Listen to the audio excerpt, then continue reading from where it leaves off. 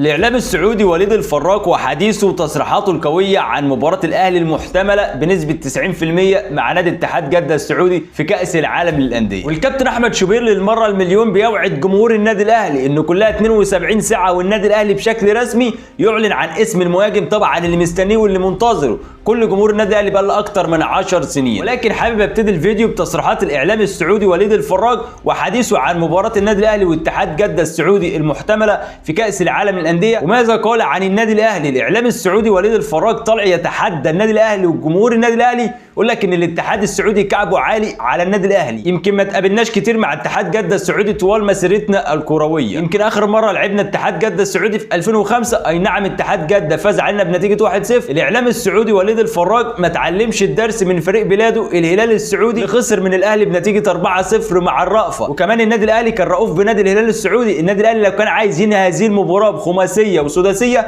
كان عملها، ولكن النادي الاهلي احترم تاريخ نادي الهلال السعودي وفاز عليه برباعيه فقط. ومع ذلك الاعلام السعودي وليد الفراق طلع يتحدى جمهور النادي الاهلي وان الاتحاد السعودي كعبه عالي على النادي الاهلي. طبعا كلنا عارفين ان الغرض من اللي بيعمله الاعلام السعودي وليد الفراق ما هو الا تصبير جمهور اتحاد جده، لانه يعلم جيدا ان النادي الاهلي قادر على الاطاحه بفريق اتحاد جده زي ما عمل مع الهلال السعودي. نفس الاعلامي اللي طلع قبل مباراه الهلال وقال لك ان الهلال السعودي هيكون رؤوف بالنادي الاهلي وما تخافوش يا جمهور النادي الاهلي، الهلال السعودي هيكسبك بثلاثيه برباعيه. وطبعا كلنا عارفين ان العكس حصل تماما والنادي الاهلي هو اللي فاز على الهلال برباعيه. نفس الكلام بيحصل مع اتحاد جده بنفس السيناريو وبنفس الطريقه. بالعقل والمنطق الهلال السعودي اللي الاهلي كسبه برباعيه في كاس العالم بيكسب اتحاد جده في البطوله العربيه بنتيجه 3-2 مع الرأفة، وايضا رجع كسبها في بطوله الدوري بنتيجه 4-3. فده يثبت لك قد ايه ان اتحاد جده مش الفريق المرعب. اي نعم نادي اتحاد جده بيمتلك لعيبه من العيار الثقيل وبالتحديد في مركز الوسط والثلاثي الهجومي، ولكن النادي الاهلي قادر على الاطاحه بيه زي ما كسب الهلال السعودي بنجومه. عايزك تتخيل معايا كده ان القيمه التسويقيه اللي الهلال كانت اضعاف القيمه التسويقيه للاعيبه النادي الاهلي، ومع ذلك النادي الاهلي كسب الهلال 4-0. وكذلك القيمه التسويقيه للاعيبه اتحاد جده، ومع ذلك النسبه الاكبر راح على النادي الاهلي. نسبه فوز النادي الاهلي على اتحاد جده بتصل ل 60%، بينما فوز اتحاد جده على النادي الاهلي بتصل ل 40%. وده يبين لك عظمه النادي الاهلي وانك تفتخر كمشجع للنادي الاهلي ان انت طلعت بتشجع فريق زي النادي الاهلي بعبع افريقيا وكل الانديه العربيه. بمجرد انهم عرفوا انه هيقابلوا النادي الاهلي في كاس العالم للانديه بنسبه 90%، يعني بنسبه كبيره اتحاد جده قادر على الاطاحه باوكلاند سيتي النيوزيلندي لانه فريق ضعيف ولكن غير قادر على الاطلاق انه يتفوق على النادي الاهلي بالسهوله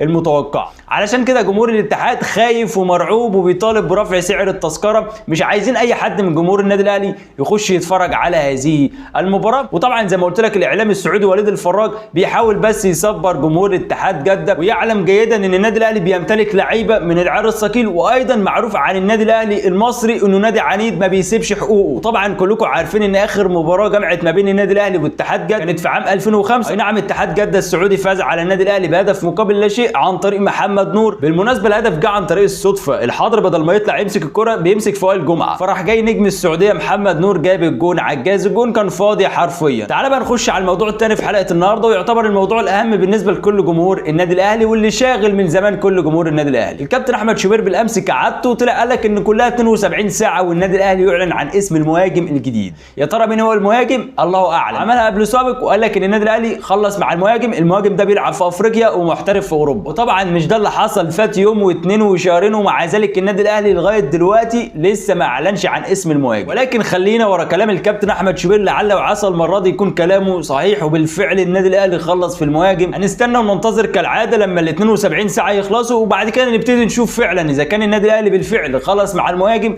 ولا كلام الكابتن احمد شوبير فيك زي ما قال قبل سابق ان الاهلي خلص في المهاجم. ناس تقول لك النادي الاهلي خلص مع ابراهيم كوناتي، وناس ثانيه تقول لك النادي الاهلي خلص مع موليكا، بس النادي الاهلي مكتم على الصفقه علشان نادي بيراميدز نادي الطموح لما بيعرف النادي الاهلي خلص في مهاجم يخش يبوظ الصفقه للنادي الاهلي. مرتضى منصور وحقيقه عودته مره اخرى للترشح لرئاسه نادي الزمالك رغم عزله واستقالته من رئاسه نادي الزمالك. الكوارث اللي عاملها مع نادي الزمالك سواء على المستوى الاداري والمالي واهدار للمال العام كان السبب ان نادي الزمالك يتوقف من الكيد 4 مرات. عايزك تتخيل كده ان مشكله سامسونج اكانولا ابو طيب وتشيمبونج وشيكابالا كان سببها استمسار مرتضى منصور. ومع ذلك احمد مرتضى منصور بيعلن ترشح والده مره اخرى لرئاسه نادي الزمالك، وطلع يصرح ويقدم ضحك يقول لك ان احنا سايبين في نادي الزمالك ملايين الدولارات وما نعرفش الفلوس دي راحت فين. جمهور نادي الزمالك ما صدق ان هو خلص منه بعد الكوارث اللي عملها، وان كل الظروف والمشاكل اللي بيمر بيها نادي الزمالك كان سببها الموسيقار. ومع ذلك بيعود مره اخرى وما تعرفش ليه ماسك في رئاسه نادي الزمالك قوي كده، مع ان جمهور نادي الزمالك او 99% من جمهور نادي الزمالك رافض وجوده في نادي الزمالك، ومع ذلك مصر انه يرشح نفسه لرئاسه نادي الزمالك. انا كمشجع للنادي الاهلي ما عنديش كلام اقوله غير الله يكون في عون جمهور نادي الزمالك على يشوفوه في المرحله القادمه. بس كده ومعنات الفيديو كالعاده، لو بتتابعنا على اليوتيوب ما تنساش تعمل سبسكرايب، لو بتتابعنا على الفيسبوك ما تنساش تحط لايك وتعمل فولو،